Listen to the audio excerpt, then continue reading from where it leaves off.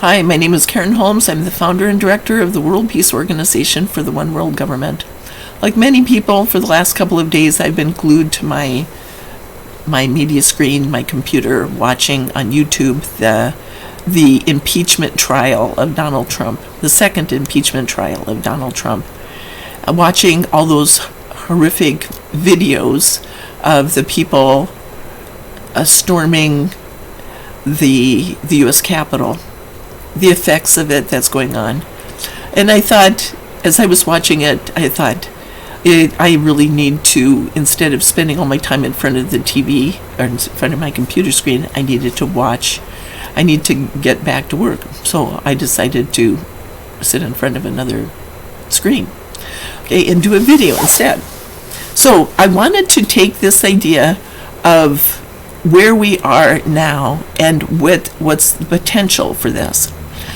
Donald Trump has woven illusion. So let's say we have in the United States, we have Joe Biden now, who's part of the existing structure for a long time. He knows how to talk to the people, and with Harris is the vice president. They've been in the Senate for a long time. They've been in the government. They know how it works, what to do. But they're also now part of the executive branch, and it's a different idea. It's a different branch that they're in, and they're now the games of diplomacy and compromise. They're not going to necessarily be able to do that anymore.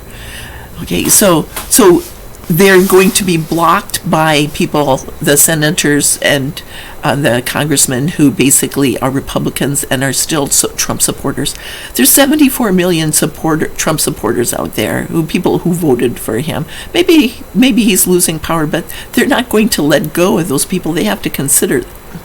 Okay, so what we have is we have Biden going along with the existing structure, and it may or may not be solving problems.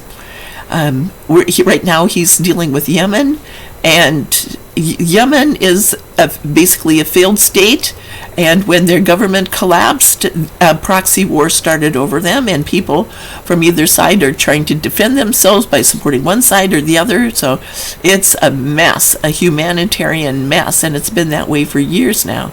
And the United States, like Donald Trump has sent arms to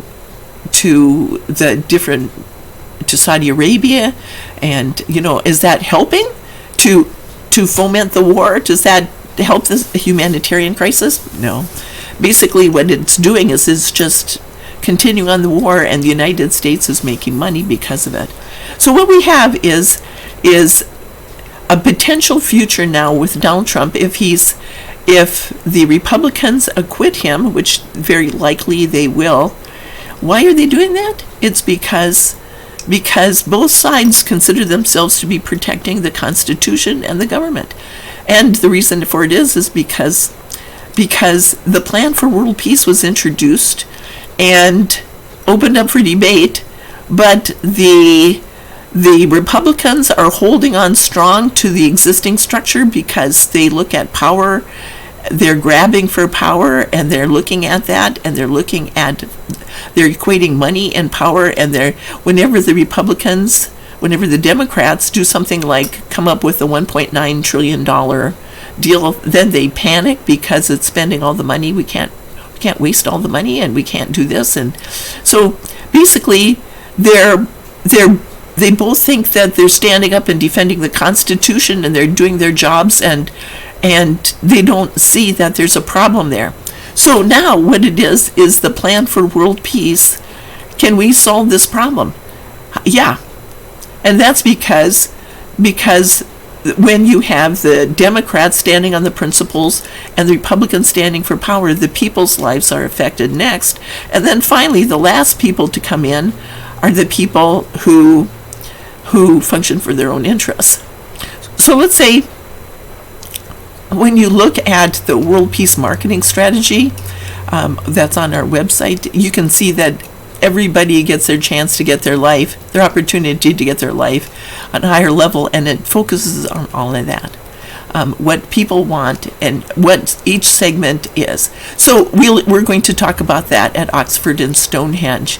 So let's say that the only problem with it is let's say the U.S. government had been going along for a period of time, and when the Iraq War started, the preemptive strike went against the premise that that someone is presumed innocent until proven guilty.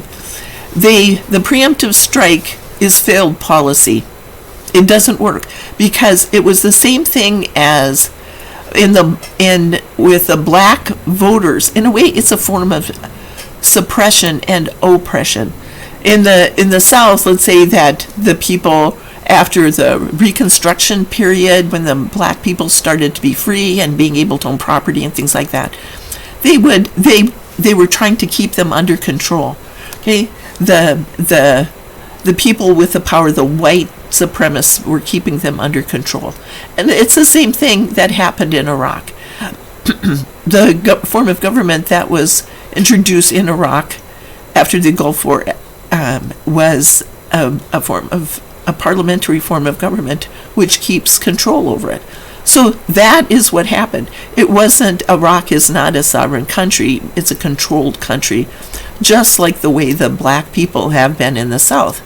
So what happens is, when that happened, when George W. Bush targeted an innocent person, then what happened, because there were no weapons of mass destruction, then what happened is it collapsed our power base, and it opened up the opportunity for the other world leaders to take their power games to the next level. They took advantage of the situation. Now, you don't have to agree with me, but what we're doing right now is we're like at the time period in our history when our founding fathers were trying to figure out what form of government we were going to have. Were we going to have a monarchy? That was the first thing. They were used to a monarchy. They were used to a very, very strong form of government. And then they decided, no, we don't want that. And then they went to a form of a government that was very weak. They compensated by having a very weak form of government. And then finally they chose the last one. So let's say that what we have now is we're doing the same thing. People are looking at Donald Trump and they turn their lives over to him. Do we want a monarchy? Do we want somebody who has functions for his own interests? Or do we want somebody who's the real president of the United States? So now what we're doing is we're looking at Joe Biden and the potential for him to have a very weak form of government, because he won't be able to, he's always going to be butting heads with those Republicans who have a great deal of power. Both sides think that they're fighting for the democracy and to protect the Constitution. So now we're stepping back, and while all of this is happening, all these heads are butting together, and all this conflict, and both sides are going to be fighting.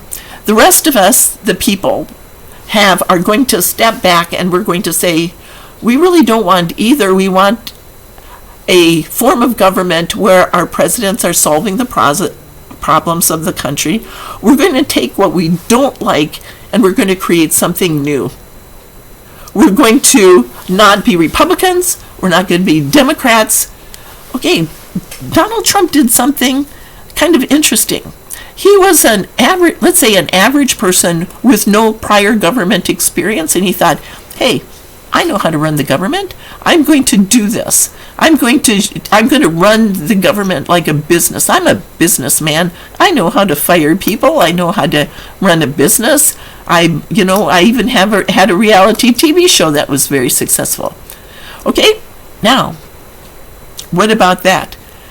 Wouldn't you say that there's a possibility that what Trump taught us, that anybody could run for president, but we have to, let's say, control that to the point where they're being able to solve problems.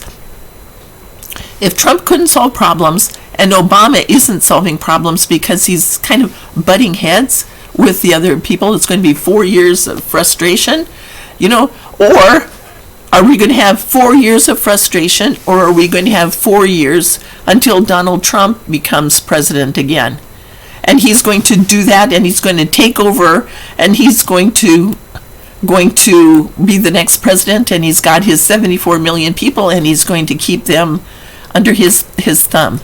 Okay? His loyal subjects, rather than loyal citizens. Okay? Now, how do we do that? How do we solve this problem?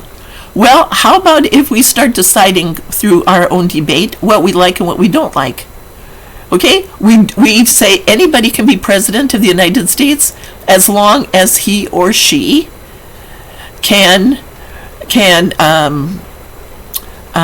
solve problems. Okay, I have a way to solve problems. So now what we have right now is this.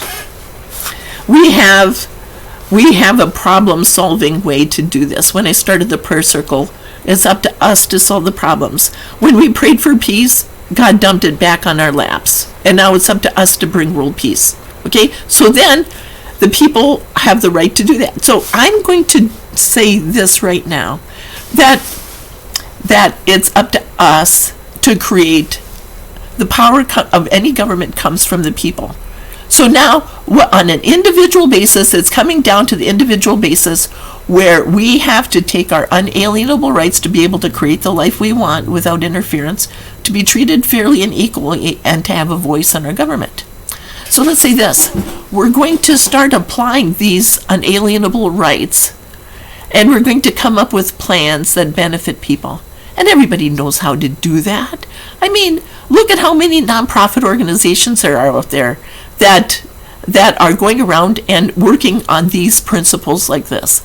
We know we can create a nonprofit organization and bring together people and to start to do that. So the overview idea is that we're going to start to assume responsibility for solving problems, because we know how to do it. We've been doing this for a long time. We've been solving problems in our own lives for a long time. We know what we know, and we can build something based on that. Okay. Now, I'm going to tell you this, that the power games are oppressive to the people. When I started the prayer circle, like I said, we prayed for peace. But then the spiritual hierarchy, my guide Seth, came to me and said he'd like to start a book. And he said, okay, so we channeled over a course of about 3 weeks. Every night we channeled together a chapter of a manual for peace. And it explains what it takes to bring world peace on an individual basis. What is world peace going to be like? Then in December, I was a psychic. I'm a psychic. I was a dental hygienist. And I would go to work, and I would work from early in the morning until like 6 o'clock at night. I'd get home, I'd make dinner, I was tired. I didn't follow politics. I still don't follow local politics very much. I have to get into that again. But what happened was I understand where a lot of those Trump people are, because they work hard, they get home, and they watch Fox News, and they think they're getting everything, because it's kind of like their kind of language. They're okay with the spin. They don't recognize that idea. They're just average people who have been listening to that for a long time, and they think, hey, I understand that, because I came from kind of that kind of family too. When you go to, now as a retired person, if you go to a town hall meeting, everybody's over 65. You never see any young people there because they're busy. They're working on getting their lives. Okay, so now, when as a spiritual person, I know that people go along with a period with the existing structure, like the organized religions, and then something happens, and they say, this isn't solving my problems. This is not right. This doesn't feel right. And when you start asking why, and you start asking and seeking and knocking, then you start getting answers. And you start looking, and when you do that, you get your answers. And that's what we did at the prayer circle. We asked and seeked and knocked, and we got answers to our prayers. when we're listening, then that's when God can work with people, our creator. Not the old man on the throne, but the male and female aspects of God, known as I am that I am and Lady Gaia. That's what they call themselves. Okay, now, you can disagree with me all you want. You can be right where you are. That's fine. I don't mind. I don't have to argue with you. Okay. But what happens is when people are, let's say that you're in a war situation, and you're, let's say some of Donald Trump's, or the people who under George Bush, they believe that they were defending our country from Saddam Hussein, that they considered him to be an evil man because that's what George Bush said. And they were defending our country. They went there and the bullets started flying. Well, at that point in time, that's when you really get religion and you start asking, religion becomes real. Spirituality becomes real. Because it's not just, I'm going to church on Sunday and I'm going to sing and I feel good, now I can go back and live my life any way I want to. It doesn't work that way. So, for world peace to come, this is what I channeled in a manual for peace. Half the people had to play, and the planet had to pray for peace, and then peace could come. It was like a majority of the people had to ask for help, and now it can come. So that's where what happened is we started to get answers. We were asking and seeking and knocking and praying for peace and for people in crisis and for the planet and for the galaxy. And we got answers to all of those ideas. We got answers, and now the spiritual hierarchy dumped it back in our lap. So it comes down to the individual level. Do we want to have a king? Going back to America in the colonial days, do we want to have a king? We gained our independence. What kind of government do we want now? Are we going to have a king? Are we going to have a weak form of government because we don't want somebody who's strong like a king? And is that weak form of government going to defend us? Or do we need a balance between the strength and weak, like the three branches of the government, coequal branches, and they have checks and balances to keep one branch from getting too strong. See, our government is powerful because there is no king. There is no form of government, one branch of government that's stronger than the other. It's checks and balances. Okay, so now it comes back. Joe Biden, is he going to be at fighting fighting the Republicans who basically acquitted Donald Trump? Are we going to have Donald Trump becoming king and taking over an Article 5 convention? One of the fears associated with an Article 5 convention, which is when government is log jammed, the Article 5 convention, there's lots of talk about an Article 5 convention. Do we want to see Donald Trump and that red and blue state map where, okay, you look at the red and blue state, and you look at Donald Trump could see nothing but red, and then a few little places that were blue. Okay, blue states. Things have changed a little bit, but there's still a lot of red there. And his supporters are also targeting the state capitals.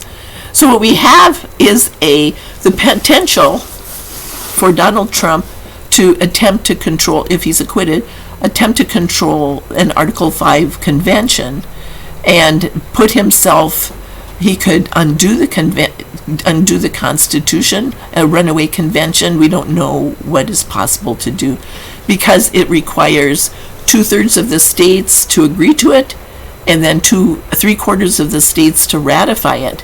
The U.S. government has to agree to hold Congress has to agree to hold it. There is no president who signs it, a constitutional Article 5 amendment into position. So what we have is the potential that if we have evolved or devolved out of our Constitution, that would be the end of our country. So are we going to have the U.S. government becoming weaker and weaker all the time?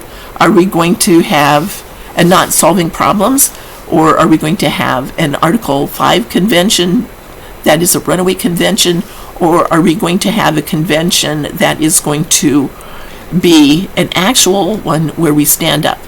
Now, the people are not going to fight. I mean, I don't recommend anybody fighting. We don't have to fight. What we have to do is understand that when people pray for peace, half the people had to pray for peace. It's on our shoulders now to start solving problems. So now, what do we want in terms of a president? Do we want a king?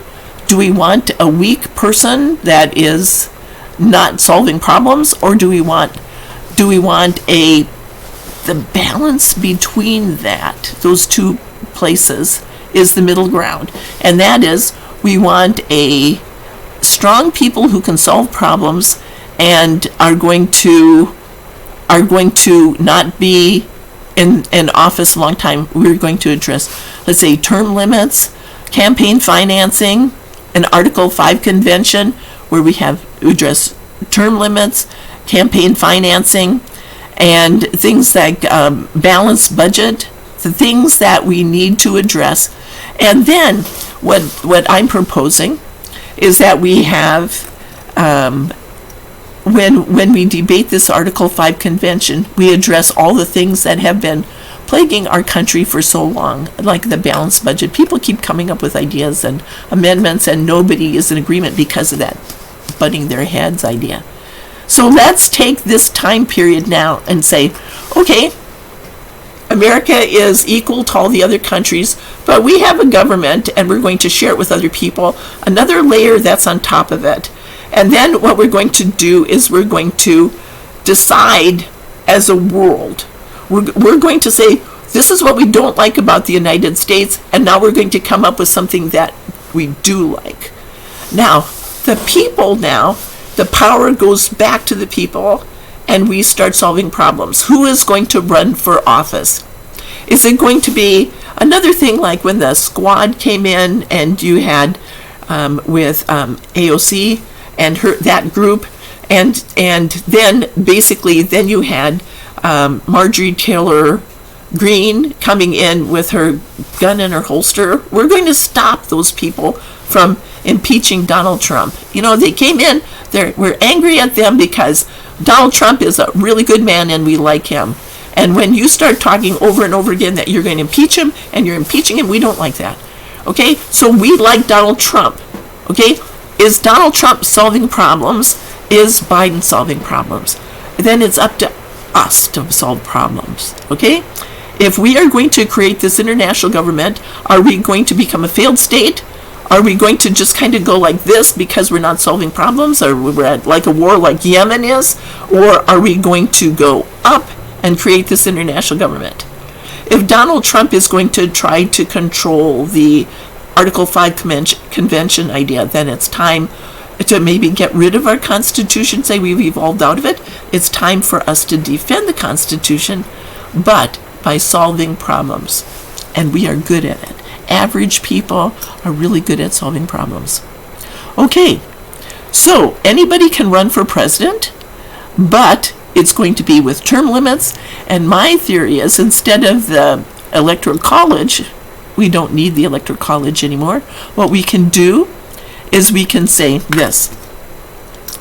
Anybody can run for president of the United States, but they have to win first on the local level, and they have to be solving the problems on the local level. So let's say it doesn't matter what problem they solve. They're demonstrating they can solve problems. So if I live in a little town, a coastal town in Oregon, and somebody else lives in any other part of any other state, you know, the problems are still the same. It doesn't matter. We still have problems with taxes or homeless people or whatever. So can you solve a problem on the local level? So anyone who's running for president of the United States has to demonstrate that they can solve problems on the local level. Then they go to a statewide level, and they take all the local people who basically have won, or a series like winning tournaments. Hey, how about the World Series? Is that kind of how that works? They go step by step until they get to the final tournament, the final, or the Olympics. They have to win the regionals, and they have to win, they go step by step until they win. Okay, so that's the way it's going to be. One step, like local, regional, or state, regional, and federal. And then there's going to be an international president and a national president. They'll stand back to back. We won't ever have a president that is going to be going out of the country and doing things like that. We need to have, it's too big. So what I recommend we do, and our organization supports, is that two people work together, one like back to back, and one is working on the international level, and one is working on the national level, solving problems, and they're helping each other. There's going to be an international government and our national government, two levels, and they won't interfere with what the other one is doing. Okay, they'll work together back to back like soldiers, warriors who are defending our country. Okay, so if you can come up with a better idea, let's do that.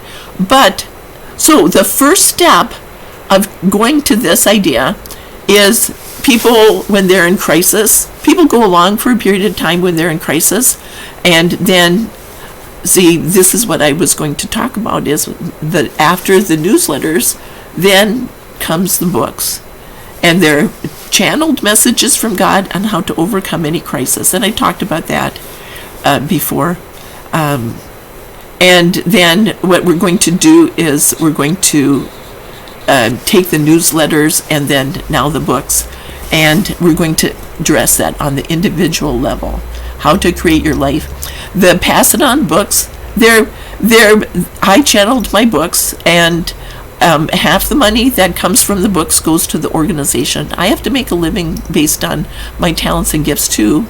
And so half the money goes to the organization, and to pay for the projects and the people, and they benefit everyone. So let's say that when you buy a book from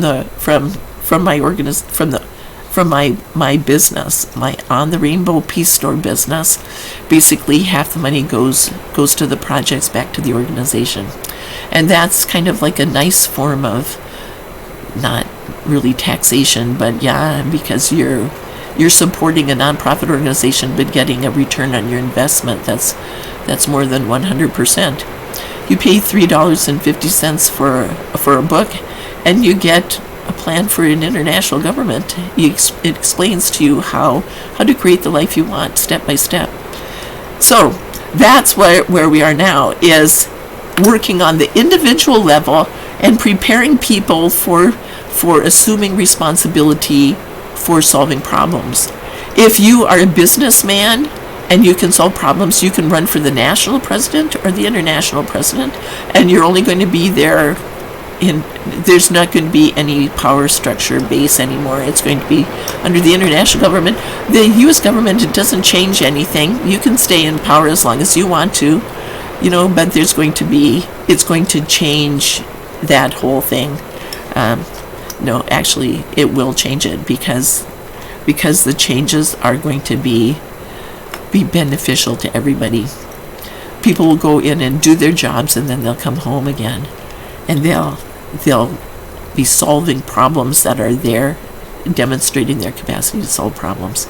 So anyway, that I ask that you like, share, and subscribe.